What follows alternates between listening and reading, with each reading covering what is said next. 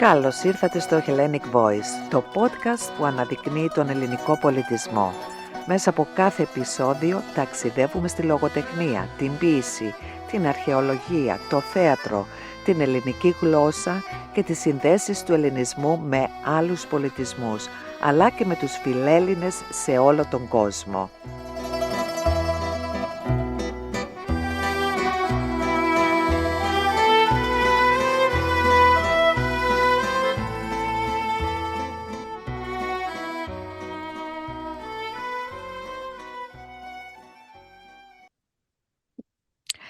I'm Vassula Christodoulou, and I would like to welcome you to my podcast, where we explore the stories, voices, and legacies that shape our cultural and historical landscapes.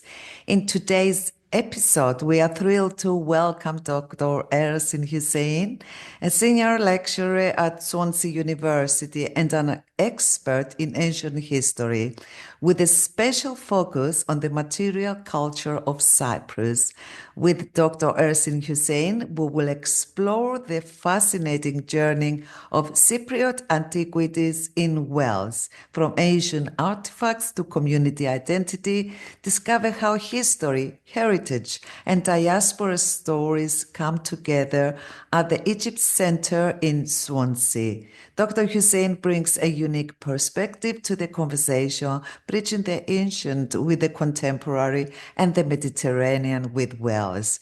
Her work shines a light on the lesser known yet deeply meaningful presence of Cypriot antiquities in the UK, particularly with the Egypt Center at Swansea University. Whether you are passionate about ancient history, engage with questions of diaspora and identity, or simply curious about the ways heritage lives on across borders, this episode is for you.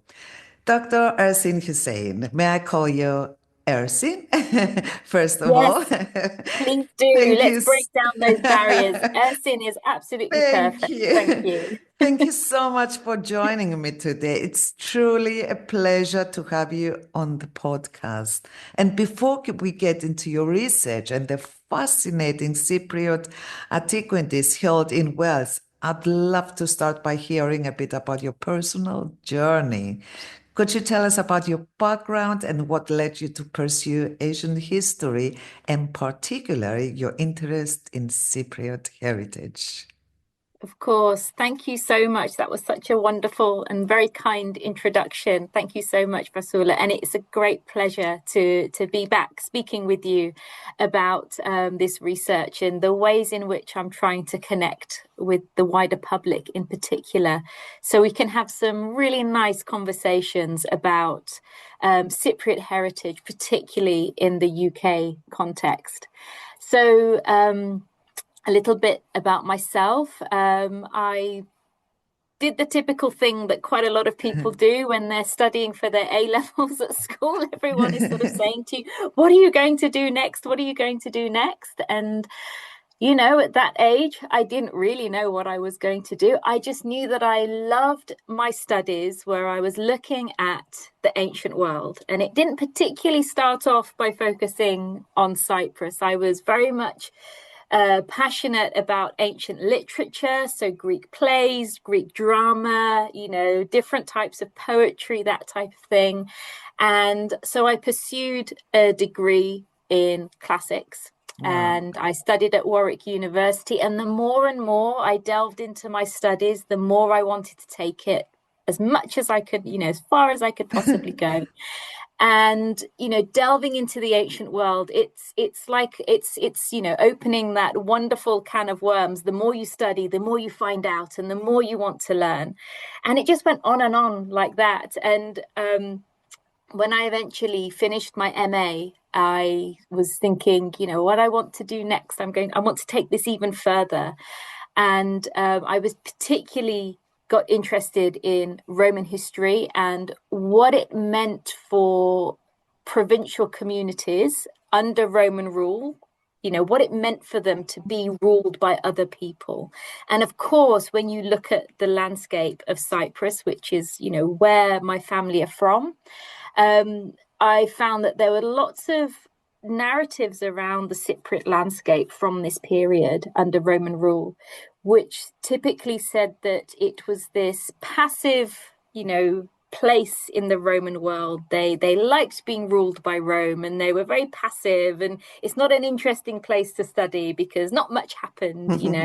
And actually I was thinking, hang on a second, I'm Exactly. sure the people of Cyprus will be doing something to express themselves in the material culture, and expressing what it means to be Cypriot in this context. So that's what I wanted to study for my PhD. And the more I delved into it, I found myself joining, forces with other scholars looking at this period and at this landscape.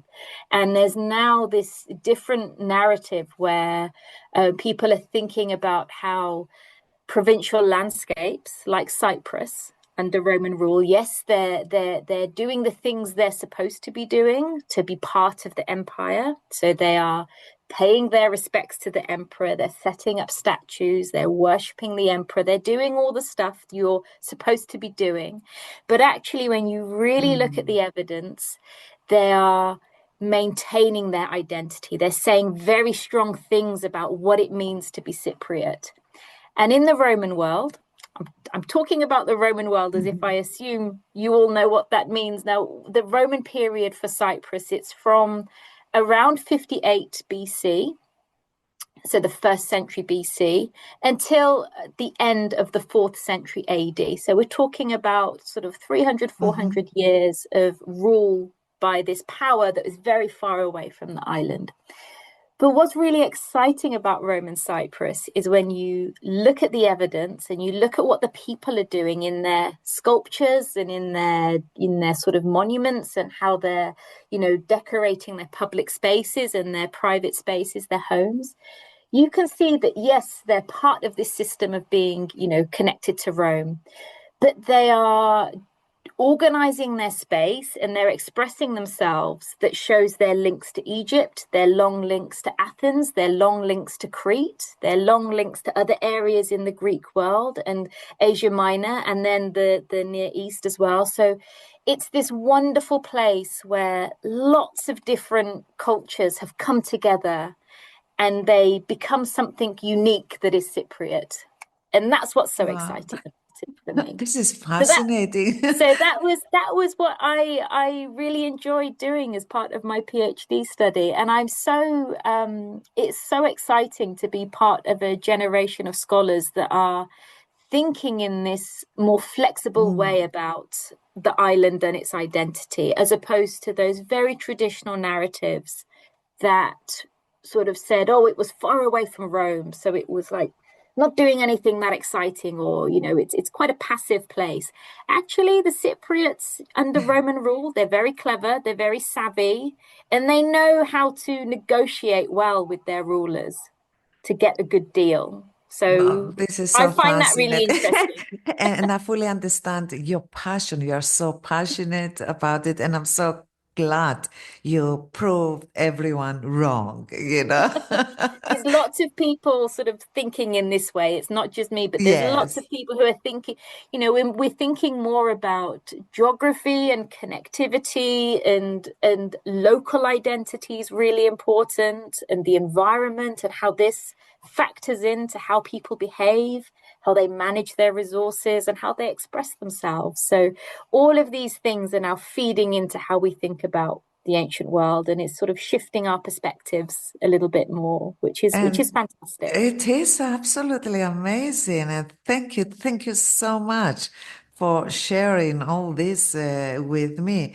Now, what is the connection with the Cyprus heritage and the Yes, Egypt Center at Swansea University, which is a fascinating institution? Can you introduce us to the yes. center and explain its role, especially in relation to its in-house museum? Okay, thank you. Yes. So I gave you a rather long answer before Oh, about I my loved journey it. into this space. So I got my job here at Swansea University and started. When did I start? It was January 2017, I think it was, or 2018. It's been a little while now. But basically, when I started my job here, I saw that we had this museum in the university, and I sort of went there as one of the first things, and I sort of connected with the curator and the staff there, and I said, do you have anything Cypriot in your collection? Because it says Egypt Center, and I know you have all this stuff from Egypt in this place. And they said, yes, we do, but it's not on display. So I've sort of spent the past few years researching these artifacts in the Egypt Center. And I've been working with the curator and the collections access manager to get those artifacts from Cyprus on display and embed it into our teaching and embed it into activities that connect with the wider public. Now, just to give you a bit of sort of context about this museum, the Egypt Center is based on our Singleton campus. We have 2 campuses in Swansea. And this institution in Singleton campus is open to the public. It's a public museum. Anybody can contact the museum, whether you are an expert in anything to do with the ancient world, or just if you're just interested in the ancient world, or if you're a school wanting to visit with your pupils, you can contact them. And there's a whole range of ways in which you can engage with the museum and its resources. It holds around 6,000 artifacts in total. The majority are Egyptian, so that sort of fits into that name, Egypt Center. Yes. But around 300 or so are from the Greco-Roman classical world and from the Near East as well. And it really... when I got talking to the curator and sort of working with them to research the few artifacts from Cyprus, there's around 5 or 6 that are sort of listed as associated or from Cyprus in the Egypt Center. So it's very, very, very small collection from Cyprus itself. We started to think about ways in which we could get people to engage with these artifacts that aren't, strictly Egyptian. So I got involved in lots of these activities that the museum puts on that engage with the wider public, like talks, workshops, that type of thing, open conferences, study days. And we would ask the audience, we sent out polls and sort of got responses from the wider public to sort of really think about this seriously. It's no good me going into somewhere and sort of saying, I think this is really interesting, I should do this. We need to make this work for the public, and we need the public to drive what we're doing. They're at the heart of the work that we do, and that all museums should be doing, to be honest, and that is the case in this day and age. So it feels really nice to be part of this story where we have these artifacts that come to Swansea in 1971. They come from the Wellcome collection in London. Henry Wellcome. So Sir Henry Wellcome was an American pharmacist who collected artifacts to do with medicines and, medicinal history. And he wanted to create a museum in London that sort of covered, the history of medicine in the world. And he did that in the 1930s. He dies in 1936. And then there's a lot of artifacts that he collects that have, they don't really know what to do with them. His estate's not sure. So they find ways to disperse these and send these to places where they can be studied and looked after and displayed. And there's a whole bunch of artifacts in this collection that he creates that doesn't go on display, that are Egyptological. So we have these conversations between Egyptologists in the 1960s. And there's always been a strong Egyptology trend here at Swansea University. And at the time, there was a husband and wife team who were both successful Egyptologists in their own right. So there's Gwyn Griffiths and Kate Boss Griffiths. And an agreement is drawn where they end up being responsible for the Egypt Center artifacts that end up in the collection in 1971. So the collection that we have here at the museum, it's on loan from the Wellcome Trust in London. And then, so we have they arrive in 1971, and then they sort of get studied and looked after and, sort of stored and used for studies in the university. But then it's in the 1990s, the late 1990s, that actually the collection gets moved into what becomes the museum, and it's open to the public. So it's really fantastic to be part of that story where we're opening it up to the wider public. Fantastic. And I don't know, you're probably thinking, why is she talking about an American, pharmacist? And, this is medicinal history and Egyptology, Sir Henry Wellcome was famous for sending his agents to the auctions at the time. And they didn't really have a method of buying things. They just bought everything they could get their hands on. So that's why we have these Egyptological artifacts from his collection. And it's why within that body, we have stuff from Cyprus that has got nothing to do with medicine. So you're getting a sense, I hope, and your listeners are getting a sense, I hope, that a lot of these stories about how artifacts end up from a landscape like Cyprus and then end up in a place like Wales, it can be quite random, and often it's driven by the personal ambitions of sort of the very wealthy and sort of influential people of the very late 19th and very early 20th centuries. And we're in a space now where we're really trying to unpick those stories and make sense of them and actually give the voice back to the people so we can think about, what it means for these objects to be so far away from where they were made and used originally, and from the people that they are, that landscape and the peoples they were originally connected with. And that's a really important thing for us to do. This is, so interesting because I was so curious. I thought, how did these artifacts ended up in Wales? So, yes, thank you, thank you for explaining, how this happened. Now, the public's interaction with the museum collection is always fascinating. How has the community in Wales engaged with the Cypriot collection, and what kind of feedback have you received from visitors so far? Yes. Oh, that's a very, very good question. And it's something that we do have data for, but we are revisiting that data, and we're going to be working on some new initiatives from the first stage of things.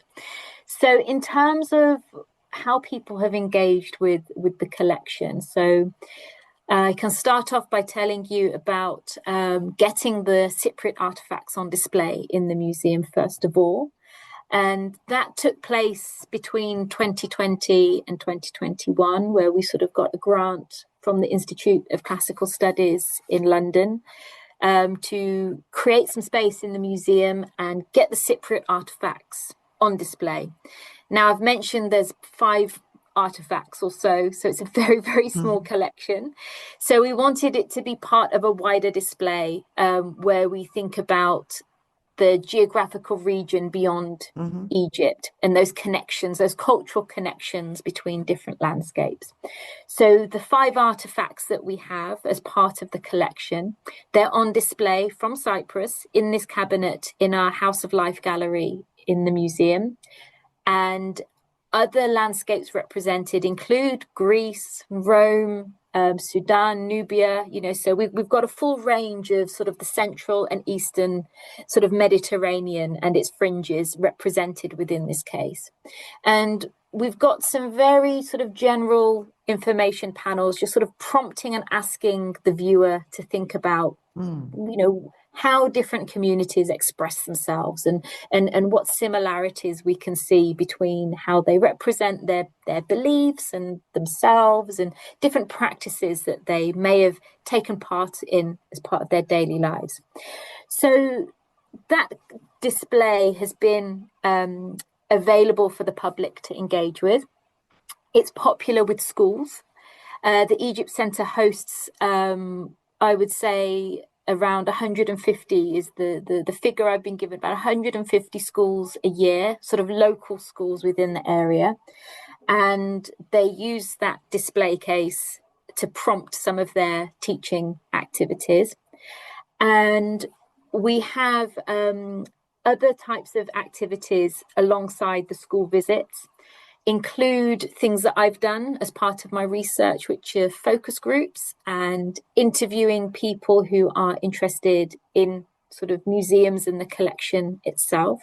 Responses there have been very, very varied. So we've had some responses that really focus on the nature of the display, which is quite difficult because we have a sort of limited sort of scope in terms of what we can and can't do in the museum space.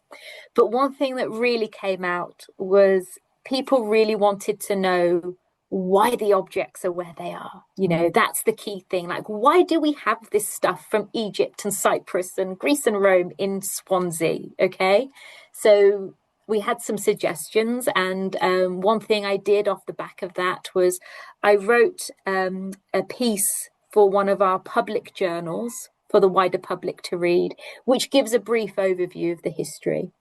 And now one thing I'm trying to do is think about how I can tell that story in the museum or using the museum's website and, you know, other platforms so that that information is available. Another thing that we get told, or we've had as responses that have come through the focus groups and interviews I've done to date, really focuses on how people feel about these artifacts being in Wales, and particularly in our museum here at the university. And it's a very sort of tricky landscape to navigate, because for some people the meaning of it may not resonate in the ways in which it might resonate with people who are from Cyprus or who are connected to the landscape. So some people's responses are quite, you know, sort of relaxed and quite indifferent. But then we've had responses, understandably so, where people have been very sad, or they've been very sort of agitated because they feel like a part of their identity has been fragmented and taken away, because these artifacts were from Cyprus. They were made and used originally in that context, you know, or made by landscapes connected to it originally. And when you have objects in museums like this, they're out of context. So that is something that we really need to work hard on and seriously reconcile with and explore even more, because this actually, for a lot of people who are from Cyprus and who have connected with the artifacts, it's a very big and emotional thing to think about. And in many ways, I think it reflects some of the more contemporary challenges that we deal with as Cypriots, and, you know, how we express ourselves and how we try to feel whole when we have a fragmented island. So that has been a really emotive aspect of doing this work. And I think this needs to continue because it's an important conversation for us to have. And I want to hear more from people who are from the island or connected to it to feed into this, because I think this is a priority for me. Exactly. Now, this is really special what you are doing. And I would like to ask how people can help with this amazing project. I'm sure there is something that the communities or individuals can support the amazing project of the museum and your research, of course. Well, there's lots of things that I think the wider public can do.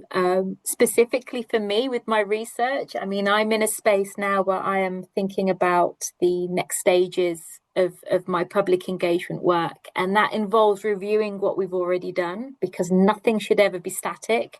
We always have to critically think about what we're doing and how we're doing it, because it's all about the needs of the wider public.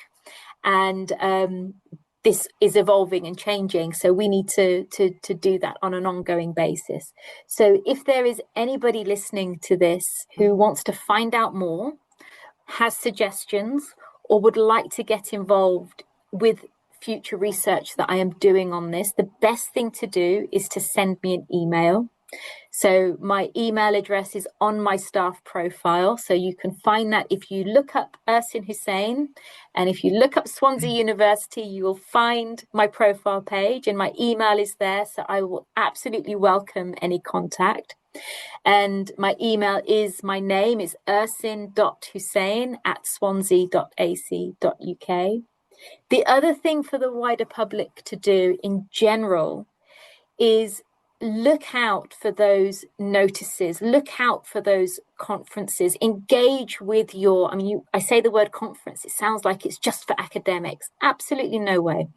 Engage with those key institutions that are, connecting our communities. So I think the big one in the UK is the Cyprus High Commission, so the Cultural Commission in London.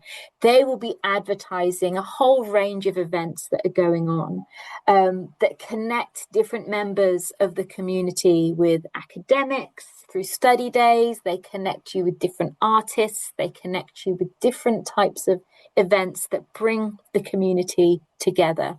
And the reason I'm saying this is because there are lots of things coming up in general that I'm aware of where people are reflecting on museum displays. They're reflecting on how we articulate what it means to be Cypriot. So get involved, look out for those calls from our key cultural hubs that are trying to bring us together and give us that sense of who we are, navigating Cypriot identity in the UK. It can be challenging at times, but there's a community out there. So that's what I would say. I would say look out for those things and get involved in them if you want to. Fantastic. And email me. Thank you. And thank you for clarifying that is not only for academics, because sometimes we're frightened. Or are we allowed to attend? Is it just for the academics, etc.? So it's very, very important that you have clarified this, Ersin. Now, thank you so much for sharing your insights and experiences with us today, Ersin. It's been inspiring to learn more about how Asian objects continue to shape identity and connection across time and space. And thank you for joining us. If you enjoyed this episode, don't forget to subscribe, rate, and share. You can also follow us on social media. Thank you so much.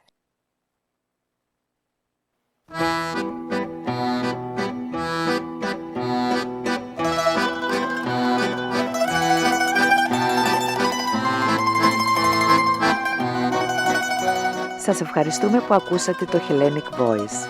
Αν σας άρεσε το επεισόδιο, υποστηρίξτε το, κοινοποιήστε το, αφήστε τα σχόλιά σας και ακολουθήστε μας στα κοινωνικά δίκτυα για να συνεχίσουμε μαζί το ταξίδι στον ελληνικό πολιτισμό. Μέχρι το επόμενο επεισόδιο, η φωνή του ελληνισμού συνεχίζει.